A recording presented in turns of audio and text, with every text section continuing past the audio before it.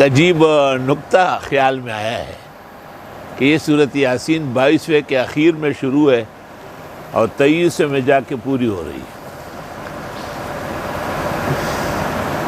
پورے قرآن کریم کے جو 30 پارے ہیں اس کے حساب سے اب یہ 22 کا آخر اور 23 کا آغاز دیکھے، یہ بالکل وہی جگہ ہے جس جگہ انسانی جسم میں دل ہوتا ہے۔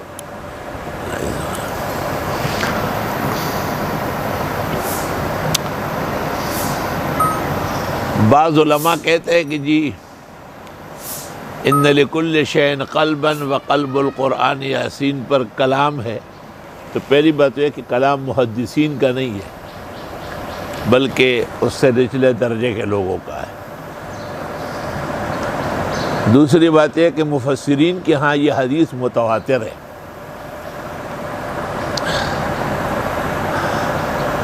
اور تیسری بات یہ کہ جرح مبہم جو ہے لا يقبل ولا يلتفت الیہ، جرح مفسر ہونا چاہیے۔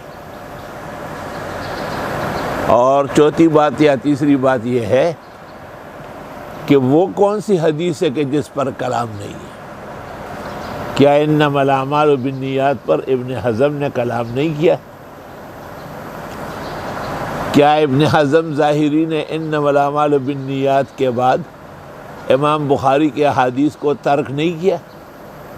جبکہ انما الاعمال بالنیات آیت من آیات اللہ کی طرح اشد اور اکد ہے۔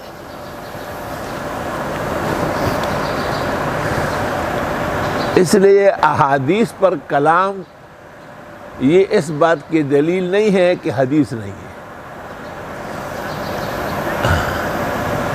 بلکہ احادیث پر کلام تو محدثین کا کمال اور فن ہے، اور احادیث پر کلام تو روایتاً یا درایتاً ہونا چاہیے۔ خطیب نے 2 کتاب لکھی، ایک الروایہ دوسری الدرایہ۔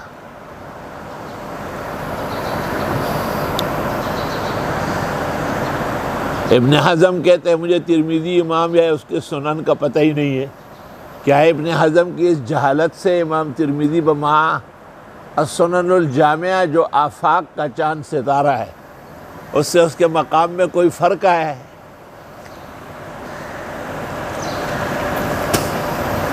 یا غیر مقلد جو حقیقت میں غیر متبوع اور ناکارہ کائنات ہے، وہ امام الائمہ سراج الامہ الامام العظم ابو حنیفہ النعمان کے بارے میں قلت حدیث کی نسبت کرتے ہیں۔ کیا اسے امام کے منصب امام اعظم میں کوئی فرق آیا ہے؟ جبکہ ان کا مذہب متواتر فی الکائنات ہے۔ 12 لاکھ مسائل تو کوثری نے نقل کیے ہیں۔ ایک روایت کے مطابق امام اعظم کے اصول اور فروع جو اکٹھے کیے گئے ہیں 1,12,70,000 مسائل ہیں۔ یہ 1,12,70,000 مسائل امام صاحب نے کن احادیث و روایات سے نکالی ہے؟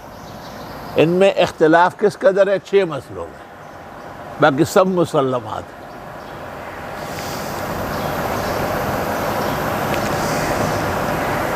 حضرت اقدس حضرت الاستاذ محدث العالم فقیہ ثانی، اپنے اکابر و اسلاف کا عکس ثانی، حضرت مولانا محمد یوسف صاحب بنوری مولانا سرفراز خان کو تسکین الصدور کی تقریر و تصدیق میں لکھتے ہیں کہ سطح النظروں نے اور کجرائے و کج خیالوں نے ذرا سا کلام کسی حدیث یا راوی پر دیکھا، بس حدیث کے جانی دشمن ہو گئے۔